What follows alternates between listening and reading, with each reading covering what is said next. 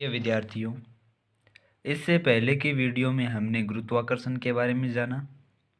गुरुत्वाकर्षण के न्यूटन के नियम के बारे में भी हमने पढ़ा और आज के वीडियो में हम अध्ययन करेंगे केपलर का नियम या केपलर के नियम का इस वीडियो में अध्ययन करेंगे और जानेंगे कि गुरुत्वाकर्षण को लेकर केपलर का क्या कहना था। तो शुरू करते हैं केपलर के प्रथम नियम से, जिसका कथन कुछ इस प्रकार है। केपलर के अनुसार ग्रह सूर्य के चारों ओर दीर्घवृत्ताकार कक्षाओं में चक्कर लगाते हैं। सूर्य ग्रह की दीर्घवृत्ताकार कक्षा की नाभि पर स्थित होता है। ये दो कथन केपलर के प्रथम नियम के हैं। तो इनको हम थोड़ा अच्छे से जानने के लिए इस डायग्राम को आप देखें।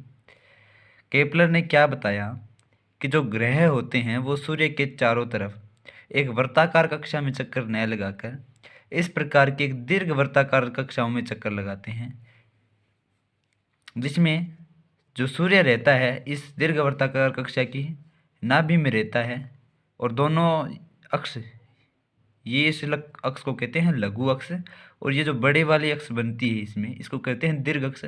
इन दोनों के क्रॉस पॉइंट को यहाँ पर केंद्र माना गया है। सूर्य इस केंद्र पॉइंट पर ना होकर नाभि पर सूर्य को केपलर ने बताया। दोबारा इस कथन को आप दोबारा पढ़ें। केपलर ने क्या कहा कि सूर्य के चारों ओर कोई भी ग्रह है तो वो सूर्य के चारों ओर दीर्घवृत्ताकार कक्षा में चक्कर लगाता है, ना कि वृत्ताकार कक्षा में, और सूर्य उस दीर्घवृत्ताकार कक्षा की नाभि पर स्थित होता है। और ये यहाँ पर यह ग्रह है और ये नाभि में स्थित है सूर्य है और ये इसका केंद्र, ये दीर्घवृत्ताकार कक्षा है जिसकी यह दीर्घ अक्ष रही और ये लघु अक्ष। केपलर का प्रथम नियम इसके साथ खत्म होता है। द्वितीय नियम की हम बात करते हैं। केपलर का द्वितीय नियम क्या कहता है? ग्रह और सूर्य को मिलाने वाली रेखा समान समय में समान क्षेत्रफल पार करती है, अर्थात ग्रह तथा सूर्य को मिलाने वाली रेखा का क्षेत्रफल वेग नियत रहता है। इसको आप डायग्राम के माध्यम से समझें।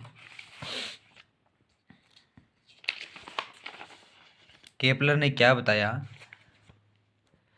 कि ग्रह, जैसे ये ग्रह है P, ठीक है, ग्रह और सूर्य को मिलाने वाली जो ये रेखा है ये समान समय अंतराल में, जैसे मान लीजिए पहले ग्रह की स्थिति है थी A पॉइंट पर और डेल्टी समय के पश्चात ये चला जाता है ग्रह B पॉइंट पर।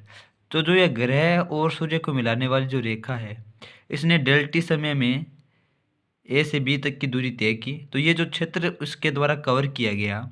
अब दूसरी स्थिति देखिए कि मान लीजिए अब ग्रह है C पॉइंट पर और उतना ही समय, जितना समय यहाँ पर लगा था ना डेल्टी, तो उतने ही समय में यह ग्रह C पॉइंट से D पॉइंट तक आता है।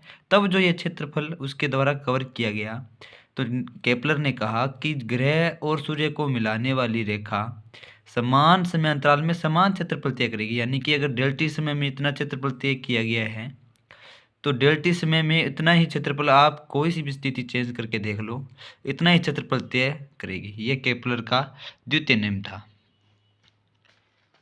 तो केपलर के द्वितीय नियम का न्यूमेरिकल देखते हैं। केपलर के नियम से समान समय डेल्टी में क्रिया रेखा द्वारा तय किया गया क्षेत्रफल देखिए। पहले क्रिया रेखा कहाँ थी? ए अस बी, इतना क्षेत्रफल, और उतने समय अंतराल डेल्टी पर है। इसने एक क्षेत्रफल और तय किया गया जिसको सी एस डी बोल सकते हैं अपन, या AC/D, या ये वाला क्षेत्र जो भी है। तो केपलर ने क्या कहा कि समान समय अंतराल में समान क्षेत्रफल तय करेगी। यानी कि जितना क्षेत्रफल ये है AC/B वाला वो बराबर होगा कौन से क्षेत्र के? AC/D वाले इस क्षेत्रफल के बराबर होगा। ठीक है, तो क्षेत्रफल AC/B बराबर होगा क्षेत्रफल AC/D के। चूंकि यह जो आकृति बनी ये एक त्रिभुज की आकृति के समान है, तो इसका अगर हम क्षेत्रफल निकालेंगे तो त्रिभुज के क्षेत्रफल का सूत्र हम यहाँ पे अप्लाई करेंगे। तो हम अगर AC/B का क्षेत्रफल निकालें तो वो होगा आधार इंटू लंब 1/2। आधार इंटू लंब, आधार चूंकि AC है इसका और लंब AB है, तो 1/2 आधार AC इंटू AB।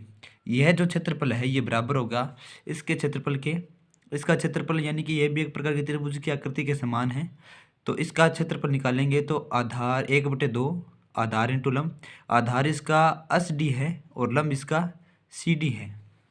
तो ये बराबर है किसके, 1/2 C D into S D into C D के।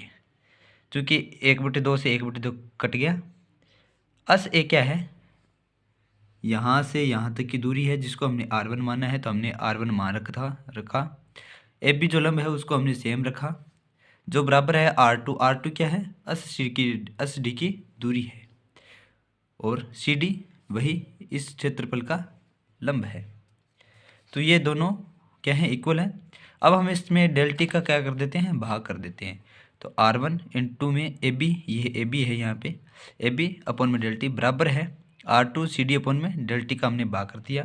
अब जो ये ए बी है, ये ए से बी में स्थिति परिवर्तन है किसके सापेक्ष, डेल टी समय के सापेक्ष। उसी प्रकार जो सी डी है, ये सी से डी में स्थिति परिवर्तन है किसके सापेक्ष, डेल टी समय के पश्चात। और आप जानते हैं स्थिति में समय के साथ परिवर्तन को वेग कहते हैं। तो ये तो आ गया यहाँ से यहाँ तक का वेग v1 और यहाँ से यहाँ तक का v, सी से डी तक का वेग v2। तो ये जो ए बी अपॉन में डेल टी था, इसको v1 में, सी डी अपॉन में डेल टी इसको हमने v2 में बदल दिया।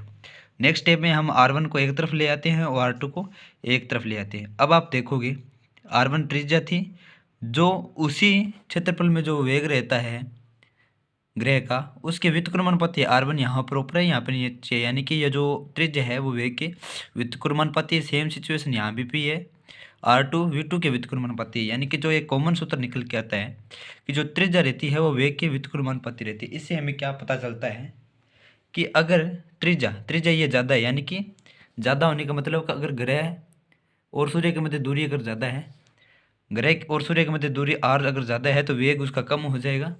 वहीं अगर ग्रह और सूर्य के मध्य की दूरी कम है तो वेग भी कम है, तो वेग ज़्यादा हो जाएगा। और अगर दूरी r या त्रिज्या बोल सकते हो आप, अगर वह ज़्यादा है तो वेग कम हो जाएगा। यानी कि जब ग्रह सूर्य से दूर होता है तो उसका वेग कम हो जाता है, और जैसे जैसे पास आता जाता है वैसे वैसे वेग इसका बढ़ता जाता है, और इस प्रकार से ये चलता रहता है। तो ये यहाँ पे कहा गया, समीकरण 2 से स्पष्ट है कि जब ग्रह सूर्य के समीप होगा तो उसकी चाल अधिक होगी, और इसका उल्टा जब उस ग्रह सूर्य के नज़दीक दूर होगा तो उसकी चाल कम होगी। इसके बाद हम बात करते हैं, यहाँ पर केपलर का द्वितीय नियम समाप्त हुआ। तीसरे नियम की भी बात कर लेते हैं। तीसरे नियम का कथन क्या कहता है, केपलर का तृतीय नियम।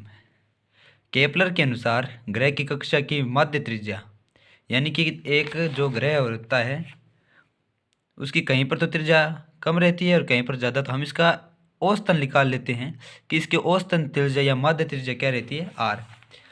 तो केपलर का तृतीय नियम इस पे ही बेस है।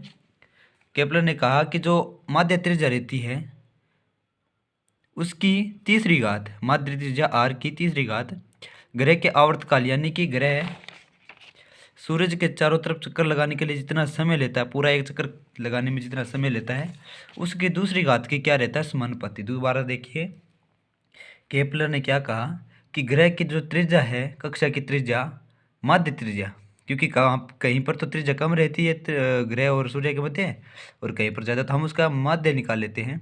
जो माध्य त्रिज्या की तीसरी घात रहती है वो आवर्तकाल, यानी कि एक चक्कर पूरा लगाने में जितना समय लगता है उसकी द्वितीय घात के समानुपाती होती है। अगर इसका आगे सत्यापन होता है तो हम करवाएंगे, अन्यथा हम इसको, आप ये सूत्र याद रखें, r की घाती समानुपाती t की घात, जो केपलर के तृतीय नियम से यहाँ पे आई है। उसके बाद केपलर का जो नियम है वो ग्रह की गति से संबंधित है। केपलर के नियम ग्रहों की गति के लिए दिए थे।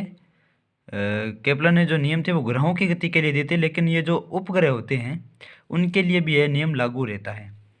ठीक है, तो ये 3 नियम केपलर द्वारा दिए गए और जो हमने इस वीडियो में कवर किए हैं।